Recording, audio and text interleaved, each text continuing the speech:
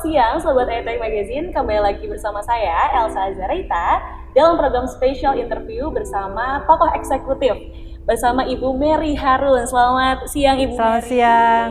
Ibu Mary ini termasuk salah satu wanita yang luar biasa karena sudah berkelut 30 tahun di sebuah korporasi yang ternama yaitu DataScript nih.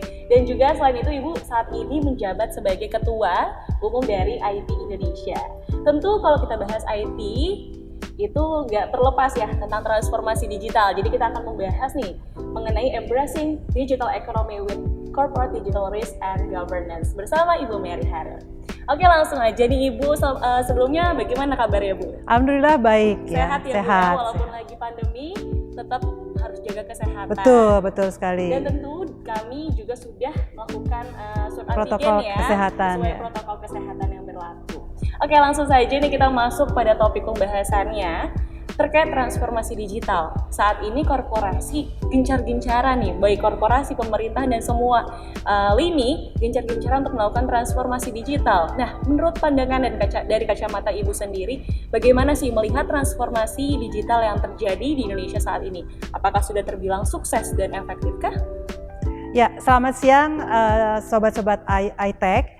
Jadi menurut saya dan teman-teman di Asosiasi Informasi Industri Teknologi Indonesia, yaitu IT, di mana saya dipercayakan sebagai ketua umumnya, kami melihat bahwa transformasi digital di Indonesia ini memang sudah berjalan, dan pandemi ini sebenarnya mempercepat pelaksanaan dari transformasi digital.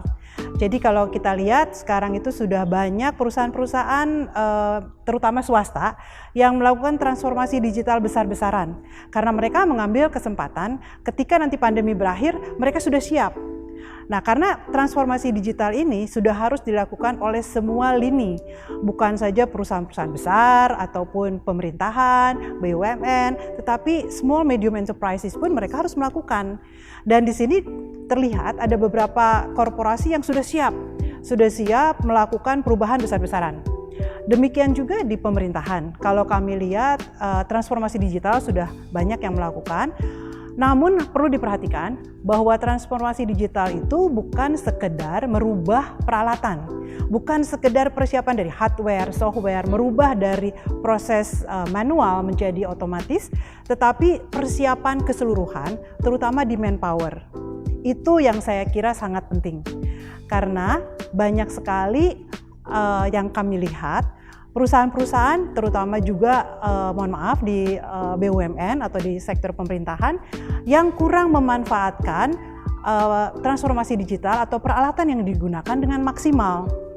Karena saya lihat di sini juga mungkin dilema ya, karena transformasi digital itu akan mengakibatkan hal-hal lain, contohnya adalah pengurangan tenaga kerja. Sementara saat ini di Indonesia masih banyak sekali unemployment. Kemudian ketika terjadi transformasi digital besar-besaran, nah ini si manpower yang tergantikan posisinya tentu mau nggak mau harus di layoff. Oleh karena itu menjadi sebuah dilema. Itu yang kami lihat dalam pelaksanaan proses transformasi digital saat ini, ada dilema di manpower. Jadi peralatan-peralatan sudah diganti, tetapi belum dimanfaatkan semaksimal mungkin. Jadi istilahnya masih mubazir ya itu peralatan-peralatannya, karena itu tadi masih menggunakan tenaga yang harusnya sudah digantikan dengan transformasi digital itu. Itu yang terjadi saat ini sebenarnya. Baik, berarti tadi manpower-nya kurang dioptimalkan ya menurut Ibu ya. Nah, menurut Ibu sendiri langkah yang tepat agar transformasi digital sukses itu apa saja sih yang perlu dipersiapkan nih? Langkah-langkahnya seperti apa? Yang pertama tentu pemilihan dari peralatan ya, hardware dan software tentu harus mumpuni. Jadi memang harus dipertimbangkan perusahaan itu visi misinya kemana, sehingga investasinya tentu harus disesuaikan. Jadi dari pemilihan peralatan itu sendiri, kemudian yang tidak kalah penting karena menurut kami adalah selain peralatan, yang paling penting dalam kesuksesan transformasi digital adalah manpower. Jadi mau nggak mau memang akan ada jabatan-jabatan atau posisi-posisi yang akan hilang. Nah itu saya kira korporasi tidak perlu takut, karena kita harapkan dengan adanya penggantian posisi ini pasti akan meningkatkan produktivitas sesuai dengan transformasi digital. Oleh karena itu para manpower pun itu kan tadi kalau dilihat dari segi korporasinya. Kalau sekarang dilihat dari segi manpowernya ini harus memiliki sikap ingin meningkatkan skillnya. Jadi mindsetnya harus dirubah, pola pikirnya yang dulu saya begini aja bisa, kenapa saya harus berubah? Nah mindset seperti itu harus bisa dirubah. Jadi biasanya orang-orang yang sudah ada di zona nyaman itu paling males berubah. Aduh dulu aja nggak apa-apa kok begini, kenapa sih sekarang harus belajar seperti ini lagi gitu ya. Karena mau tidak mau digital itu knowledge yang harus kita terus-menerus pelajari. Nah sikap dari manpower tersebut pun harus mau berubah. Kemudian juga attitude-nya ya, jadi sikap, attitude. Dan dengan adanya transformasi digital, pola atau gaya dari kita bekerja pun berbeda. Kalau dulu kita datang ke kantor, kita berhadap-hadapan. Kalau sekarang kan kita bisa bekerja dari manapun. Saya bisa bekerja dari mobil, dari mobile, dari rumah, atau lagi kita keluar kota juga kayaknya nggak masalah. Kalau dulu, oh maaf ya, si A lagi keluar kota, meetingnya nggak jadi. Kalau sekarang nggak mungkin hal tersebut terjadi. Nah, oleh karena itu attitude atau sikap dan tanggung jawab dari manpower ini menjadi sangat penting. Karena istilahnya tuh udah nggak ada yang ngontrol, tapi kamu tetap harus bekerja sesuai dengan jam yang dibutuhkan. Bahkan kalau dulu tuh istilahnya masuk jam 8, pulang jam 5. Kalau sekarang kok seolah-olah malam pun kita tetap harus standby ya. Jadi itu mindset yang harus sudah dirubah. Jadi jangan enak aja lu nyuruh-nyuruh gue, ini udah lewat jam kerja loh. Nah mindset seperti itu udah nggak boleh ada lagi. Karena sekarang itu walaupun ya kita juga tahu diri gitu loh, masa tengah malam minta dikirimin report gitu ya, jangan kayak gitu juga misalnya. Tapi di situ menunjukkan bahwa sikap kedewasaan dari manpower ini harus berubah karena deadline, kemudian juga teamwork kan tetap harus terjalin walaupun kita tidak di kantor dimanapun kita berada.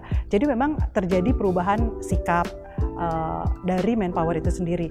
Oleh karena itu yang harus dipersiapkan adalah manpower selain peralatan ya. Jadi intinya ada dua, yaitu peralatan yang harus mumpuni juga dan juga manpower yang memang harus dioptimalkan betul ya Ibu. Betul. Ya? Nah, kalau ngomongin manpower itu kan mindset digitalnya juga harus ada di situ. Betul. Nah, kalau Ibu melihat nih peran milenial yang mungkin kita lihat banyak di BUMN, BUMD maupun swasta akhirnya mengadopsi atau memasukkan karyawan-karyawan muda. Nah, Ibu melihatnya seperti apa sih peran milenial dalam transformasi ini? Itu bagus sekali ya, karena sekarang memang kita harus bekerja sama dengan para milenial ini. Jadi kalau misalnya ada generasi baby boomer ataupun generasi X yang masih ada, biasanya itu di pemerintahan kali ya, mereka itu harus bisa bersaing dengan si para milenial ini, antara lain dengan mengupgrade skillnya tadi. Kalau si generasi milenial memang mereka hidup dan dibesarkan di zaman digital, tapi si generasi X dan baby boomer ini itu yang harus mengupgrade bagaimana supaya bisa mengimbangi gitu loh. Dan mereka biasanya yang suka malas itu yang di generasi ini nih, malas belajar lagi gitu ya, yang udah ada di zona nyaman, males. Biasanya kan gini, biasanya diurusin anak gue gitu loh, kalau misalnya setting apa, ntar dia tanya anak gue gitu. Nah itu jangan, mereka yang harus ikut berubah. Nah namun juga dari segi karyawan-karyawan milenial ini, ada juga yang harus diperbaiki. Ya, mereka itu mungkin karena dibesarkan dengan kenyamanan dan kemudahan sehingga mereka cenderung untuk memiliki sikap menggampangkan. Nah ini yang harus step by step juga diperbaiki sehingga tidak ada lagi talent gap antara generasi X dan generasi milenial ini dalam pengembangan transformasi digital. Jadi memang keduanya harus saling bersinergi ya Bu, betul, ya? Betul. Agar transformasi digital perusahaan ini juga bisa berjalan optimal. Betul sekali ya. Oke. Kalau ngomongin milenial tadi, nah kita bergeser nih Bu tentang presidensi G20 yang mungkin yang sebelumnya disampaikan oleh Presiden Joko Widodo bahwa kita memang punya 3 isu digital atau isu agenda prioritas lah yang juga membahas mengenai digitalisasi. Tentu di sini juga di dalamnya terdapat digital risk and governance itu sendiri. Nah, menurut Ibu sendiri melihat hal tersebut bagaimana sih urgensinya? Saya kira digital risk dan digital governance itu udah sangat urgent ya, udah sangat penting banget karena mau nggak mau memang akan terlibat di situ. Kalau kita lihat digital risk saat ini, kita lihat ya kebocoran-kebocoran data, kemudian juga pengambil alihan rekening, banyak sekali lah fraud, hoax gitu ya, yang bukan hanya perorangan tetapi perusahaan, itu bahaya sekali. Jadi data-data yang bisa diambil, kebocoran, campaign yang bermasalah atau black campaign, apa hal-hal yang merusak reputasi perusahaan itu, kemudian juga yang tidak kalah berbahayanya pengambil alihan rekening, banyak lah pokoknya digital risk itu ya. Jadi menurut kami perusahaan itu harus memiliki tim juga yang bisa membuat digital risk protection. Nah, mereka harus memiliki, kalau mungkin dulu itu bagian support management information system itu kurang penting. Kalau sekarang itu menjadi sangat penting karena mereka harus bisa juga melakukan digital risk protection tadi. Jadi mereka harus mengerti perusahaan ini arahnya kemana, kira-kira attack-nya dari mana, dan hal-hal yang membuat perusahaan ini bisa walaupun misalnya di attack tapi bisa mengcover. Dan alhamdulillah di DataScript ini dari sejak awal kita beralih proses digitalisasi, dan bagusnya DataScript itu di tahun 90-an ketika saya baru masuk itu sudah melakukan proses digitalisasi sampai sekarang, itu prosesnya berjalan terus, dan kami memiliki tim management information system yang sangat solid, dan mereka itu siap bekerja 7 hari dan 24 jam seharinya manpowernya.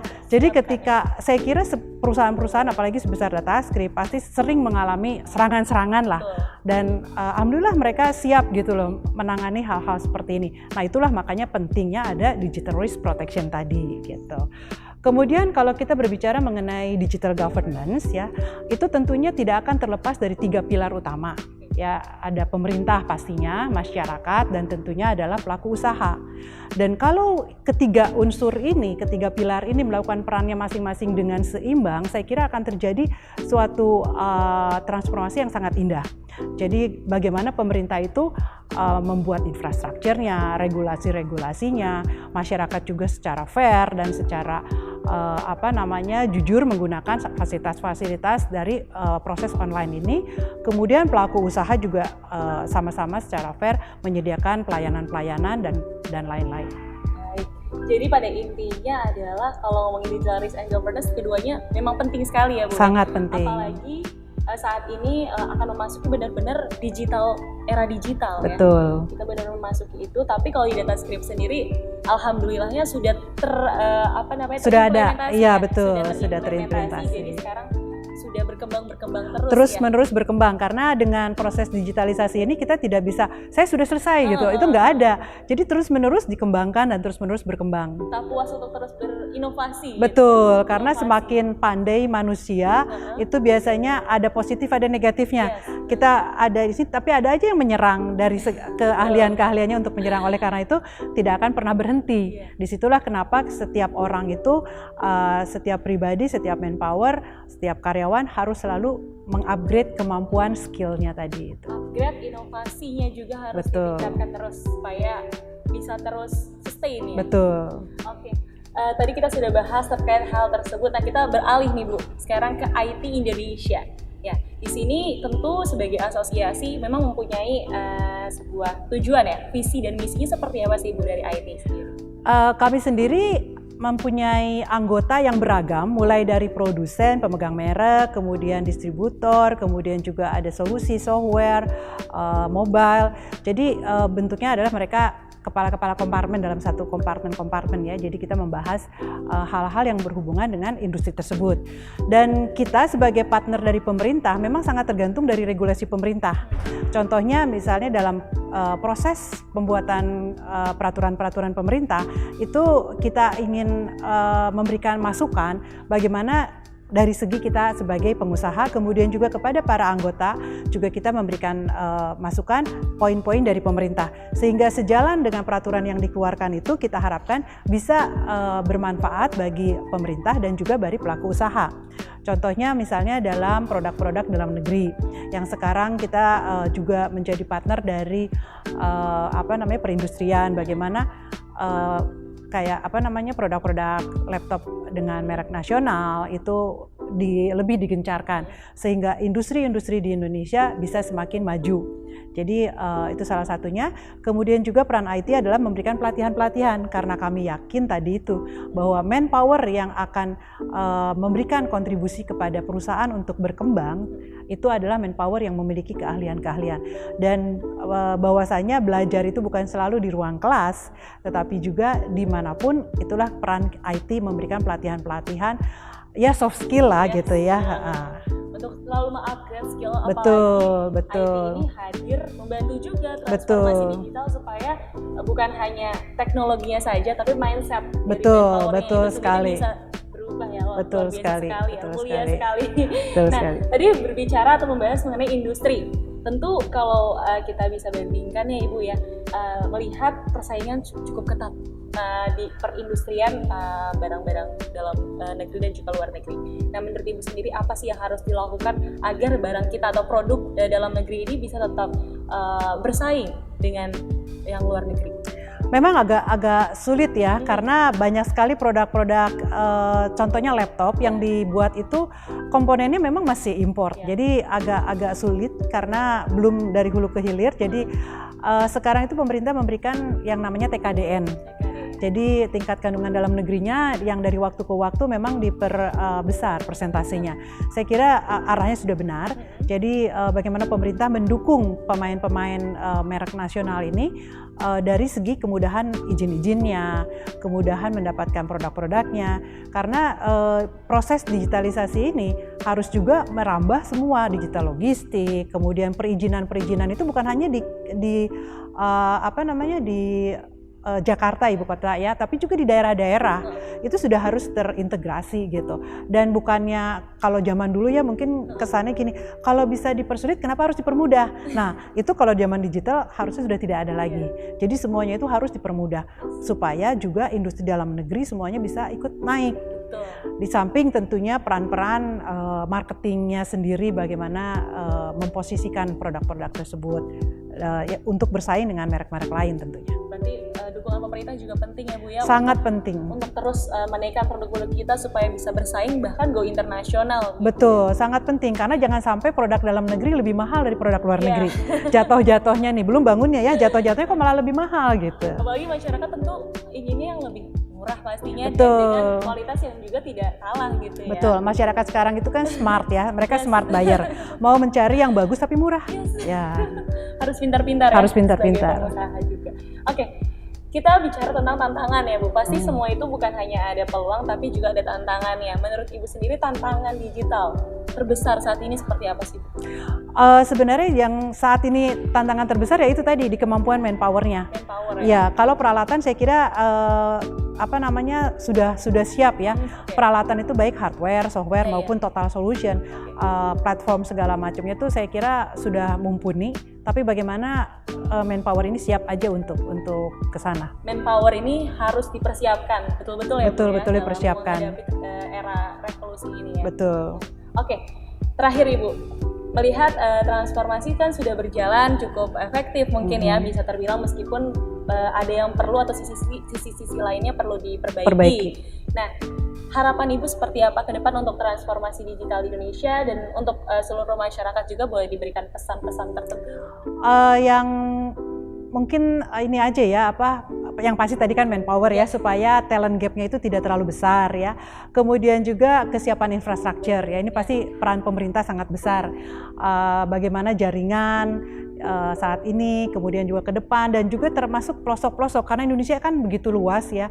Ini saya sampai kalau pergi-pergi itu bawa beberapa handphone karena berbagai macam provider.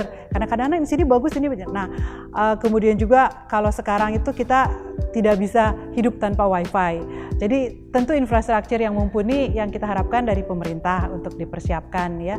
Jadi selain itu juga tentunya regulasi-regulasi dari pemerintah, kemudian juga digitalisasi tadi bukan hanya di kota-kota besar tapi juga sampai ke daerah-daerah. Saya kira itu yang bisa saya sampaikan. Baik, saya mencatat bahwasanya pemerintah perlu meningkatkan kembali infrastruktur ya, bagaimana itu bisa tersedia dengan baik, bukan hanya di kota-kota besar juga, tapi tadi digitalisasi harus masuk juga ke pelosok-pelosok yang mungkin harus melek digital ya. Betul. Ini penting sekali dan mungkin saat ini pemerintah sedang gencar juga melakukan literasi. Betul. Dan semoga ini bisa menjadi titik terang ya untuk Indonesia bisa menjadi negara yang mendukung digital, betul sekali. Digitalisasi. Baik, mungkin itu yang kita bisa bincangkan hari ini. Baik. Sebenarnya saya ingin banyak berbincang sama Ibu Mary karena luar biasa sekali dengan pengalamannya yang sudah bertahun-tahun ya di perusahaan yang memang mengembangkan produk dan layanan digital yang tetap sustain gitu ya di mata masyarakat gitu. Oke, terima kasih banyak Ibu Mary. Terima kasih juga atas kesempatannya. Ya, terima kasih. Sukses semua. Amin. Terima kasih banyak dan sampai jumpa di special interview berikutnya bersama saya Elsa. Sampai jumpa.